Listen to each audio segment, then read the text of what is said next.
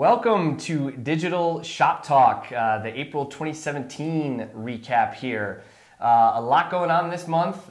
We did not, as you mentioned before we started filming, did not do our usual April Fools segment, so maybe next year. But we'll jump into the news real quick.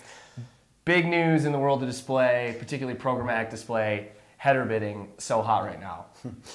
Yeah, and this is something that admittedly I really, when it started getting a lot of press, I didn't understand what it was. So kind of went to our experts internally here, wrote up a quick blog about it. But basically, Google and Facebook are now jockeying for position in this area called header bidding, which basically allows us advertisers to gain access to premium inventory, and just the highest bid kind of wins, and it's fully transparent. And it also is good for publishers, because publishers are going to theoretically make a little bit more money because people are competing for that inventory. So it's kind of taking away this black box, and Google and Facebook are both engaged in it right now. So we are looking to test out some of this inventory, but I think it's good for us as advertisers because of the transparency. It's maybe a detriment to us because costs are going to go up a little bit, especially for mobile. Yeah. But it's good. It's interesting news, and we'll have to see how it plays out. But it's something to definitely be aware of, and definitely recommend checking out our blog about how header bidding is changing the landscape. If you want some more information on that. Some other fun stuff. Google, got to give them a plug. They are continually upgrading their search ads. Specifically around the dynamic search ads piece. And basically it's a feed that you're going to provide from your landing pages. It'll generate ads from those URLs. Yep. And it just is, it's an automation process, really. So it's, if you've got a lot of products, and it's letting kind of machine learning help create the ads and optimize those ads for those products. So better UX. Yeah, the whole kind of push to automating as many of the operational tasks as possible to really drive efficiencies is a continuing theme that we're seeing. Yep, and then also PPC too, just a quick note, Bing has started to kind of roll out migrating everything from monthly budgets to daily budgets. So we talk a lot about Google a lot on this show. But you know, if you are managing campaigns in Bing, certainly something to monitor. If you're seeing massive spikes in the way your budgets are being spent, probably a good thing to check since this migration. Do you? I get right now currently. I get on Facebook. I get an ad from Bing saying you're missing out on 30% of the market if you don't advertise with us. Yeah, I have not noticed that yet. Interesting. One last thing too, voice search, because we talk a lot about it. Burger King kind of botched the voice search thing with the Whopper. Did they though?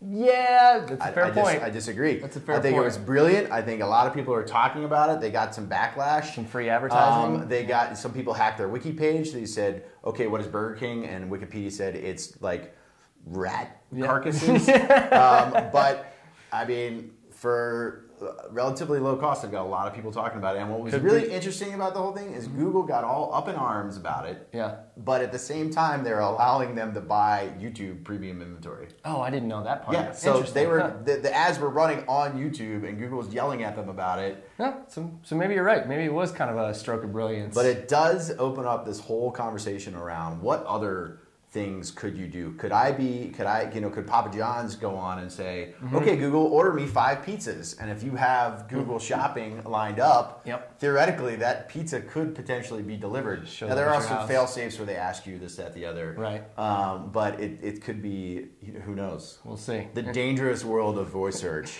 And last but not least in the news, 2017 local search ranking factors, a big report in our world that comes out every year around this time. Location3 has contributed for about 7 years now, and our head of local search, Nick Niels, is going to join us next. And we're going to do a magic trick, and the doctor is in.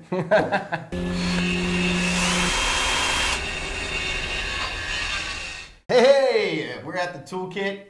We've got Mr. Local himself, Dr. Local actually, because after 7 years, I think you get your doctorate. And this is now the 7th year, am I correct? 7th year we've contributed at Location3. And you specifically. Been fortunate to contribute with my name on the study for 4 years. But really, at the end of the day, it's our team coming together, sharing insights. Yeah. Yeah, so Darren Shaw put out is the local search ranking factors Yep. for the 7th year, and it really focuses on what makes a business show up. Why does a Starbucks show up for coffee and McDonald's doesn't, right? Even though you might be standing right in front of McDonald's. Right. Okay, Google, coffee drinks near me. Here are some listings for coffee drinks near me within 0.9 miles. Okay, Google, how about just coffee near me? Here are some listings for Starbucks, Krispy Kreme, and Starbucks.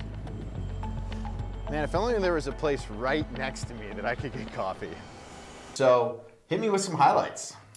A couple of highlights include, and a couple of major shifts include proximity.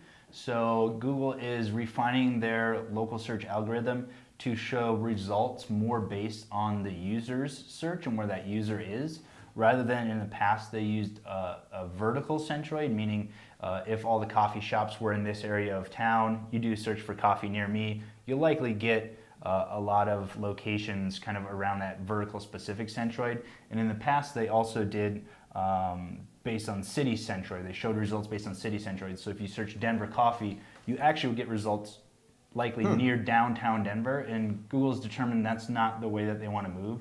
So they've actually shifted their algorithm more based on the proximity of the searcher. That makes sense. And the benefits of that is you get results near you, but the fallback is it's tough to find the best lawyer or best coffee actually in all of Denver, because initially they're serving you results based on your proximity rather than overall quality. But then as a user, I can sort by review, by distance, by...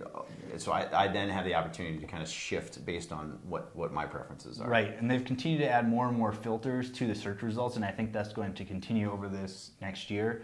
One of the items that they also have done recently is that possum update that we talked about with Mr. Nick Niels' neighborhood, I think. That was a great one. Had a nice cardigan. If you don't remember, you need to check this out. That was fun. And the possum update, what that did was it added a variety of search results and types of businesses to the results that are shown. So instead of just expensive restaurants or inexpensive restaurants, it gives you a wide variety. And unfortunately, what that's done is that's filtered out some locations that maybe should show up near you, and included some that typically didn't show up. So they're really moving a lot with both the proximity and the possum update in terms of what search results are showing today. Any surprises? Anything that's grown dramatically that you didn't quite expect? I think links, they had a massive upswing this year. Both quality of links and quantity of links, and we've definitely been an advocate. Links to what? Links to the GMB or links to the URL or? Links to the local store page that you list. So the actual within physical, the local listing. the website. Right. So local store pages have always been important. Sure. We've been huge advocates of that, as well as the quality and quantity of links going to those local store pages and on-page factors as well of those local store pages. And so I think this survey has kind of caught up, and now industry experts are talking about you need to have a quality local store page SEO strategy, because that does impact local listing ranking as well. And there was another study that came out last year.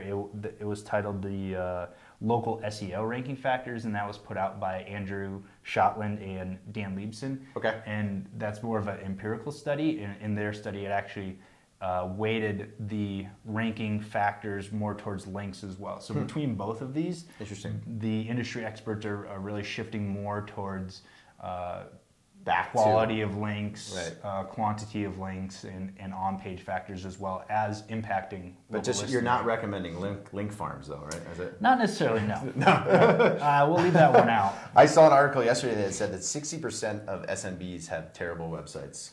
So all this work that they might do, and then you get to the website and it looks like it's a $19.99 blog.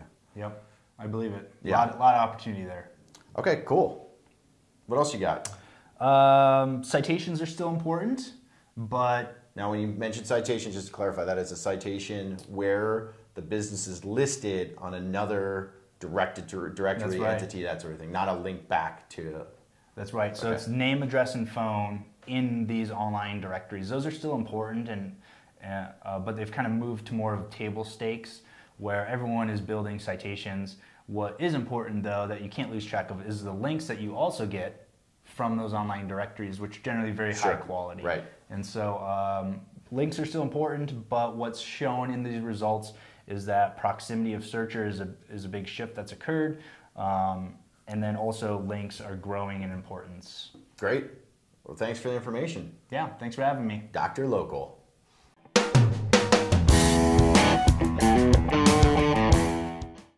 All right, for the upvote, lots of fun things going on. First, I want to give a plug to our host and our guest, the Dr. Niels and Mr. Allen. Just had a great webinar with the AMA and Ready Talk about how to scale digital marketing for multi-location brands. So if you haven't had a chance to listen to that, we'll give you a quick link here. Top takeaways from that. Things we talk about all the time, really balancing national and local. And one of the things that we see a lot of time, what we speak to is kind of the centralized versus decentralized strategy.